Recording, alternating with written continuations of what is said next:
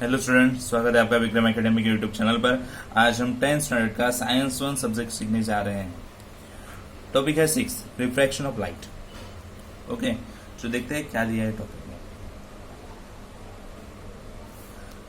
We have seen that generally light travels in straight line. तो हमें पता है लाइट ट्रेवल्स करती है स्ट्रेट लाइन में। Because of this if an opaque object lies in its path, shadow of the object is form. We have also seen and previous classes how these shadows change due to the change in the relative position of the source of light and the object, but light can be bent under some special circumstances as we will see below. तो चलो देखते हैं reflection of light. एक activity दिया है यहाँ पे आपको। एक्टिविटी करने के लिए ग्लास चाहिए, 5 रुपी कॉइन चाहिए, पेंसिल चाहिए, मेटेलिक वेसल चाहिए। So activity 1, take a transparent glass and fill it with water. Transparent glass में वाटर ले लो, वहां पे आपको पेंसिल वर्टिकली स्टैंडिंग पोजीशन में रखनी है ऐसे, ठीक है। Observe the thickness of the portion of the pencil in water. Now keep the pencil incline to a water surface and observe its thickness. तो आपको कुछ पोर्शन पेंसिल का अंदर रखना है वर्टिकली और ऑब्जर्व करना है थिकनेस क्या होगा, कितना पोर्शन वाटर में गया वो ऑब्जर्व करना है आपको, ठीक है। ये कर सकते हैं, सिंपल एक्टिविटी है। एक्टिविटी 2 दी है, keep a 5 rupee coin in a metallic vessel, slowly go away from the vessels. तो जो भी वेसल है वहां पे वाटर के अंदर 5 रुपी का कॉइन्स रखना है और थोड़ा थोड़ा फिर क्या वेसल से दूर होते जाना है। Stop at the place when the coin disappear. थोड़े डिस्टेंस के बाद जब आप दूर जाते हो थोड़े थोड़ा, तो आपको वो कॉइन दिखना बंद हो जाएगा, वहां पे रुको। Keep looking at the direction of the coin. Ask a friend to slowly fill water in the vessels. You will be able to see the coin once the level of water reaches a certain height. Why does it happen? तो आपको पहले 5 rupee coins metallic vessel में रखना है और आपको इतने distance पे पहुंचना है जहां पे वो डिसअपियर हो जाए, और बाद में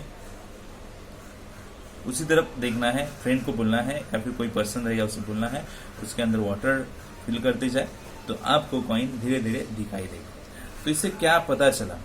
इन both the cases the portion of the pencil inside water appears to be thicker than the portion above water. तो जो पोर्शन ऑफ पेंसिल वाटर के अंदर था वो हमें थिकर दिखाई देता है, जो वाटर के अबव होगा, बाहर होगा। In the second case pencil appears to be broken near the surface of water. Why does it happen?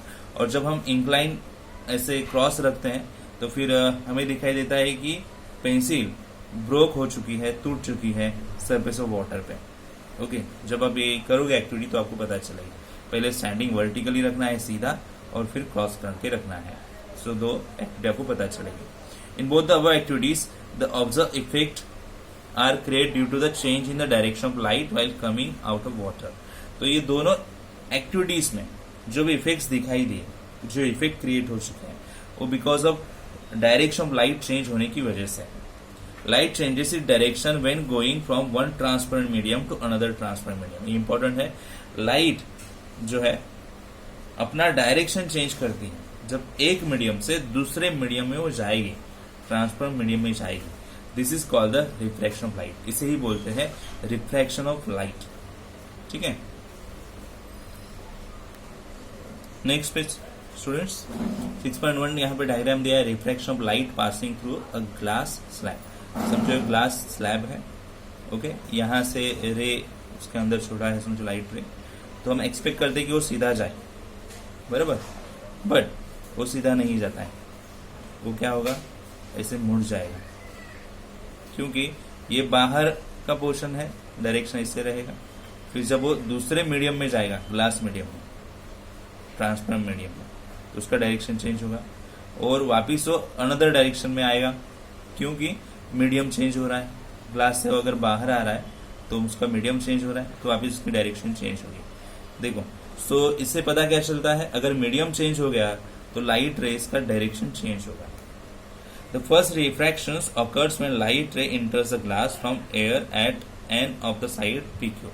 तो ये साइड PQ है, ये पॉइंट N है, और ये एयर से अगर जब रे अंदर जा रहा है तो फिर उसकी डायरेक्शन चेंज हो गई। Okay, So when light enters air through glass at point M and the side SR, For the first refraction, the angle of incidence is I, while for the second it is I1.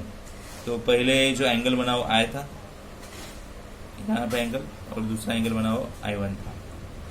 So the angle of refraction at N is R. यहाँ पे angle of refraction मतलब अंदर की तरफ जाने का जो angle था वो रिफ्रैक्शन एंगल ये था R. Note that I1 is equal to R. जितना यहाँ पे एंगल ऑफ रिफ्रैक्शन बना है उतना ही आगे जाके बाहर निकलते हुए बनता है. ठीक है. So the angle of refraction is E which is equal to I. तो एंगल ऑफ रिफ्रैक्शन कितना है E, जो I से इक्वल है. मतलब यहाँ से अंदर आते वक्त का जो एंगल है और यहाँ से बाहर जाते वक्त का जो एंगल है वो सेम ही है. तो E एंड I जो एंगल ऑफ रिफ्रैक्शन है वो सेम ही है. On both parallel side PQ and RS. PQ and RS parallel side है ग्लास स्लैब की. सो उनकी वजह से डायरेक्शन ऑफ लाइट चेंज होते जाती है. Okay. Is equal but in opposite direction. वो इक्वल होगा यहाँ पे डायरेक्शन बट अपोजिट साइड पे होगा. Thus, the light ray MD emerging from the glass slab is parallel to the incident ray AN. So, हमें क्या पता चलता है यहाँ पे? लाइट रे जो MD यहाँ पे है, MD emerging from a glass slab, वो ग्लास स्लैब से इमर्ज होकर आगे बढ़ता है. Okay. But the emergent ray is somewhat displaced with respect to the incident रे.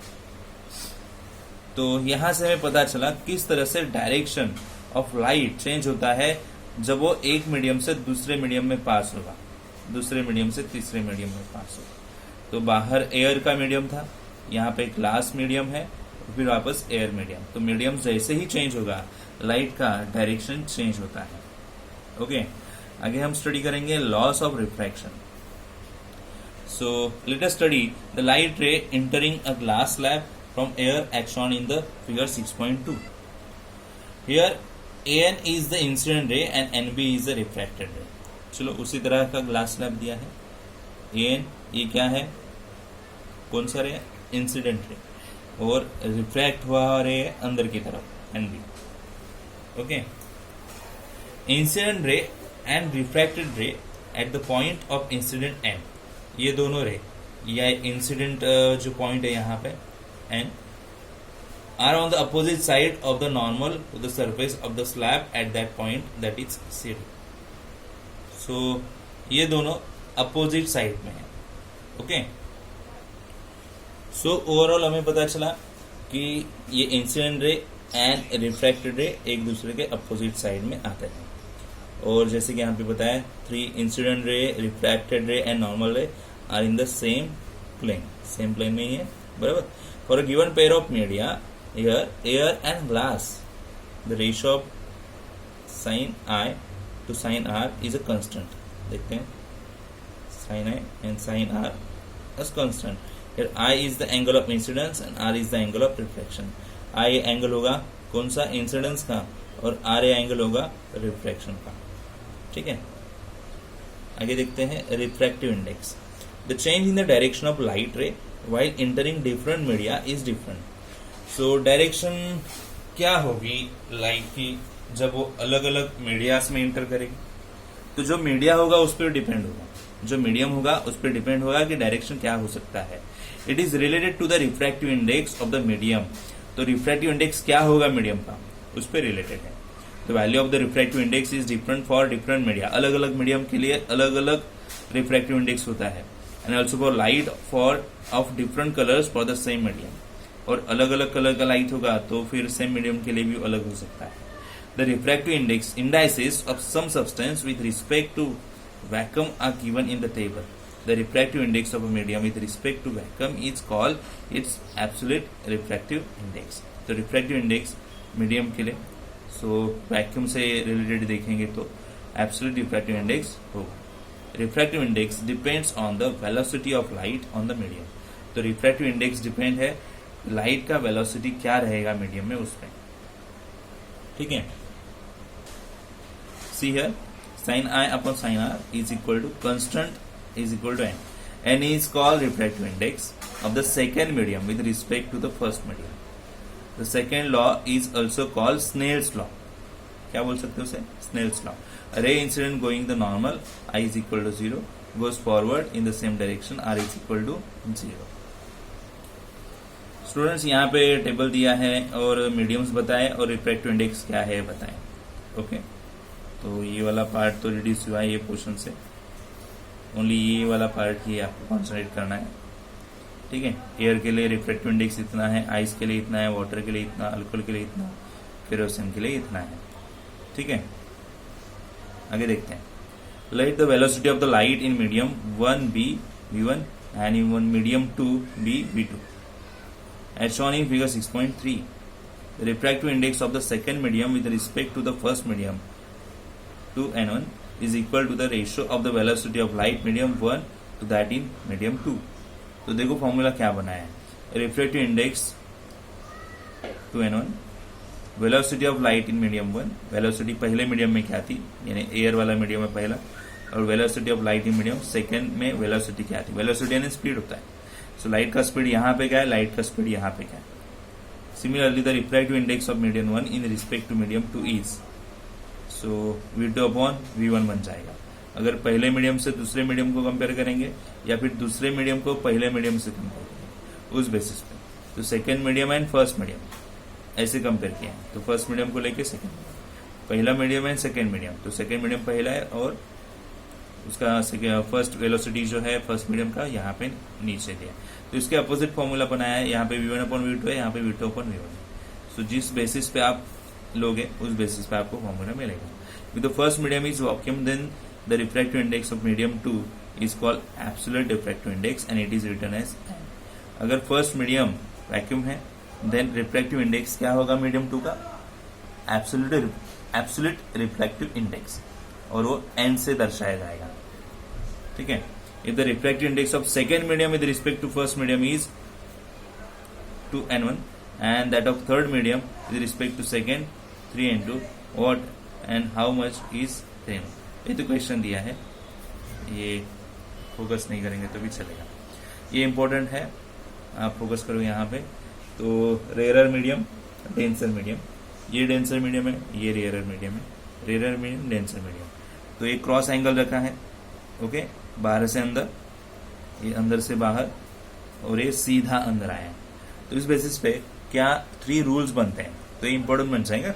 Refraction of light in different medium, when light रे passes from a rarer medium to denser medium, it bends towards the normal। तो ये bend होता है normal की तरफ। When light ray passes from denser medium to rarer medium, it bends away from the normal। तो ये normal है आपका, ये नॉर्मल है, ये नॉर्मल की तरफ आ जाएगा, ये नॉर्मल से बाहर चला जाएगा, ऐसे दूर चला जाएगा। When a light ray is incident normally आ रहा है, मतलब सीधा आ रहा है, okay, at the boundary between two media it does not change the direction, उसका डायरेक्शन चेंज ही नहीं होगा, वो सीधा है, hence does not get reflected, तो रिफ्लेक्ट नहीं होगा। तीनों पॉइंट्स इंपॉर्टेंट है, आपको उस पर फोकस करना।